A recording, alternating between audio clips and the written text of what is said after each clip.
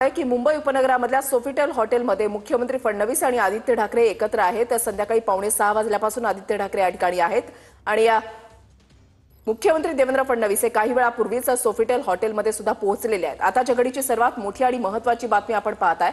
फडणवीस आणि आदित्य ठाकरे एकाच हॉटेलमध्ये आहेत। मुंबईतल्या सोफिटेल हॉटेलमध्ये दोघेही एकत्र आल्याची माहिती जी आहे ती मिळतेय।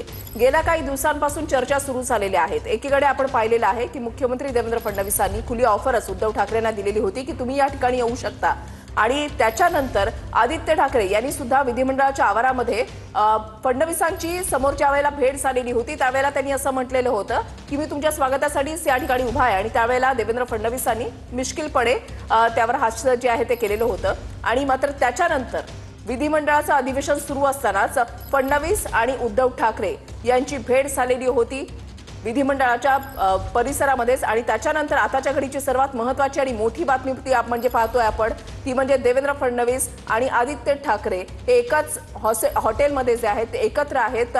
पुन्हा एकदा जाऊयात निवृत्ती बाबर आमचे प्रतिनिधी आमच्या सोबत आहेत। निवृत्ती, आपण पाहतोय की उद्धव ठाकरे आणि राज ठाकरे आगामी महापालिका निवडणुकांच्या दृष्टिकोनातून एकत्र येऊ शकतात अशी जोरदार चर्चा आहे। तसे संकेत सुद्धा उद्धव ठाकरे यांच्याकडून वारंवार देण्यात आलेले आहेत। राज ठाकरे यांनी असं म्हटलेलं आहे की जरा थांबा, निवडणुकीच्या अगोदर जो आहे तो निर्णय घेतला जाईल।